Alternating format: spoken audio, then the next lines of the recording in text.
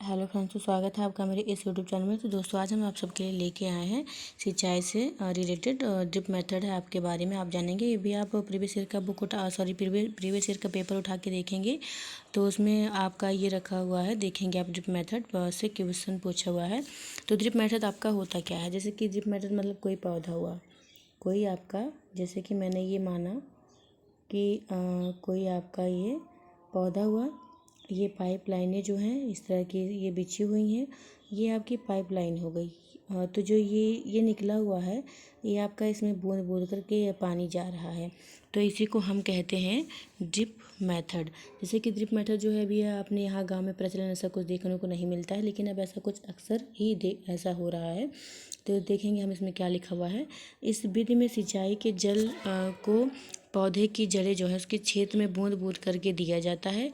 इस विधि में वाष्पीकरण की क्रिया द्वारा जल हानि नहीं होती या बराबर होती है। इस विधि में पीवीसी की पाइपलाइन खेत में बिछाई जाती है, जो कि मैंने अभी आपको बताया बना करके। फिर दूसरा है, इसमें बीज करके दिया हुआ है, बीज है। बीज को प्राचीन समय में सूखी लौकी में रखकर उस पर मिट्टी का लेप कर देते थे और नीम की पत्तियां इन्हें कीड़ों से बचाती थी। जैसा कि देखिए, जो मतलब लौकी होती थी उसके अंदर खोखला बना करके कोई बीज होता था, उसके अंदर डाल देते थे और नीम की पत्तियाँ इसके लिए डालते थे ताकि कीड़े मकोड़े से वह बची रहे। अगर नीम की पत्तियाँ जहाँ रहती हैं तो वहाँ कीड़े मकोड़े की आशंका नहीं रहती है जाने की। इसको डाल करके और ऊपर से उसको मिट्टी का लेप कर दिया जाता था। ये आपका पहला पॉइंट हुआ। दूसरा है, पौधे स्वयं ही अपने बीजों को दूर फेंक देते हैं और कपड़ों में चिपक कर तथा पानी के जरिए भी एक जगह से दूसरी जगह यह पहुँच जाते हैं। तीसरा क्या है कि सोयाबीन की फलियाँ जो हैं, जो उसमें फलियाँ लगी रहती हैं जिसके अंदर सोयाबीन मतलब रहता है, वो पक कर फट जाती हैं और उसमें से बीज जो है वह बाहर निकल जाते हैं। फिर आपका उसके बाद है कि काली मिर्च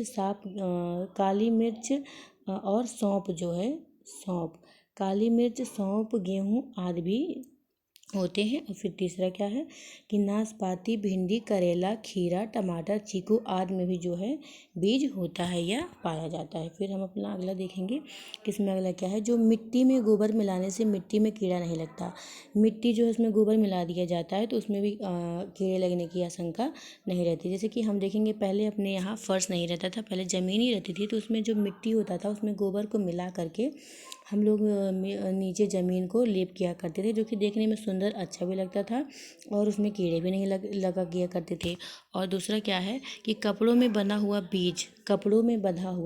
बीज पानी में भिगोए गए बीज की तुलना में जल्दी से अंकुरित हो जाता है। जैसे कि आप समझेंगे, जो बीज हम लोग कपड़ों में बांध करके रखते हैं और जो बीज पानी में भिगोया जाता है, तो जो बीज कपड़ों में भिगोया गया वह जल्दी अंकुरित होता है, क्योंकि कपड़े में बीज सांस लेने में सक्षम होते हैं। जैसे कि देखिए, अंकुरित होने का मतलब देखिए, चना हो या मटर हो या कुछ भी होता है तो उसमें जो सफ़ेद कलर वाइट कलर की पूँछें निकली रहती हैं उसी को हम लोग अंकुरित होना कहते हैं। फिर उसके बाद है कि यदि बीज को कपड़े में बांध दिया जाए और उनमें से आधे अंकुरित हो जाएं और आधे नहीं होने का कारण मतलब क्या है कि जो बीज बांधा गया कपड़े में या रखा गया पानी में डाल के, तो वह अंकुरित क्यों नहीं हुए, आधे हुए पर और आधे नहीं हुए। तो इसका कारण यह भी हो सकता है कि बीज क्षतिग्रस्त थे, मतलब सही नहीं थे, या तो बीज जो है वह बीच में से ही टूट गए थे, इसके लिए उसमें अंकुरित नहीं हुआ। और तीसरा पॉइंट आपका है कि बीज में कीड़े लग चुके थे, मतलब जो है बीज जो था वह अंदर से कीड़े मकोड़े ने खा लिया था, बस ऊपर से वह खोखला ही था, तो इसके लिए वह बीज जो है अंकुरित सही रूप से वह नहीं हुआ। फिर आपका लास्ट पॉइंट क्या है कि दांत के दर्द के इलाज के लिए लौंग को हम इस्तेमाल में ले आ सकते हैं या लाया जाता है। फिर अगला पॉइंट आपका है कि ग्रेगर मेंडल से आइए हम बात करते हैं। ग्रेगर मेंडल जी जो है वह मटर पे इन्होंने अपना प्रयोग किया था, वो प्रयोग किए और ये सफलता भी इनको प्राप्त हुई। तो देखिए इसमें क्या कह रहे हैं। तो ग्रेगर मेंडल का जन्म एक गरीब किसान परिवार में हुआ था। कब हुआ था? तो 1882 में हुआ था। ये क्या कह रहे हैं, और ये इन्होंने 7 साल तक मठ के बगीचों में, ये मतलब जो ग्रेगर मेंडल जी हैं ये 7 साल तक मठ था वहीं पे, और उसके बगीचों में 28,000 पौधे पर इन्होंने बारीकी से उसका प्रयोग किया और उसमें ढेर सारे आंकड़े इकट्ठे किए कि मतलब आंकड़े मतलब कि क्या कैसा होता है मटर, कौन से कैसे होंगे। फिर लास्ट में है कि मेंडल ने बताया कि मटर के पौधे में कुछ ऐसे गुण होते हैं जो जोड़ियों में भी होते हैं या देखने को मिलता है, जैसे बीज का चिकना या खुरदुरा होना या पीला या हरा होना। तो इस तरीके से आपका है। और हम अगला देखते हैं कि अगले में आपका क्या है। तो ये कह रहे हैं कि पौधों की तने का लंबा या नाटा होना। इन्होंने कहा ना कि जोड़ियों में होता है, तो कुछ पौधे में तो जो उसके होते हैं तने कुछ लंबे होते हैं और कुछ नाटे होते हैं या नाटा होना। पर चिकने बीज और खुरदुरी बीज वाले पौधे जो हैं उनके बच्चे, जैसे मतलब जो उनके बीज अगले हो रहे हैं, यानी अगली पीढ़ी में पौधों में भी बीज या तो चिकने हो रहे हैं या खुरदुरे हो रहे हैं। ऐसा नहीं होता कि बीज थोड़ा चिकना या थोड़ा खुरदुरा हो, नहीं, ऐसा नहीं होता। जैसा वह पहले तो दूसरा भी बीज अगर हो रहा है तो सेम उसी तरीके से वह हो रहा है। फिर दूसरा पॉइंट इसमें क्या है कि इसी तरह रंग के गुण में अगली पीढ़ी के पौधों के बीज या तो पीले हो रहे हैं या हरे। फिर ये क्या कह रहे हैं कि पीला और हरा गुण मिलकर कोई नया रंग का बीज नहीं बनाते हैं। जैसे अगर पीला हुआ और हरा अगर मतलब दोनों मिल जा रहे हैं तो वो नए नहीं बना पा रहे, नए बीज उससे नहीं उत्पन्न हो रहा है। वह जैसे ही है वैसे ही उसका अच्छा अगला बच्चा हो रहा है।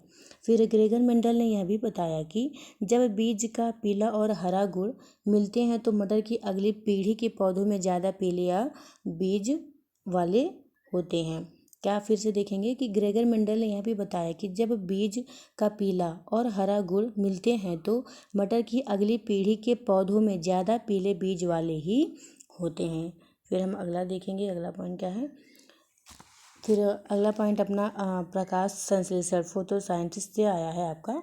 तो ग्रेगर मेंडल के बारे में बस इतना ही था जो कि हमने और आपने जाना इनके बारे में। तो प्रकाश संश्लेषण क्या है। तो देखिए, जो पत्तियां होती हैं पादप की खाद्य फैक्ट्रियां होती हैं। जो पत्तियां होती हैं और जो पादप होते हैं उनके खाद्य फैक्ट्रियां होती हैं। जल एवं खनिज वाहिकाओं द्वारा पत्तियों तक पहुंचाए जाते हैं। वह वाहिकाएं जो है वह नली के एक समान होती हैं तथा जड़, तना, शाखा एवं पत्तियों तक वह फैली होती हैं। फिर उसमें दूसरा क्या है कि पत्तियों में एक हरा वर्णक पिगमेंट होता है जिसे हम क्लोरोफिल कहते हैं। जो पत्तियों का हरा रंग होता है वह किसके कारण होता है, तो वह पिगमेंट या क्लोरोफिल के कारण होता है।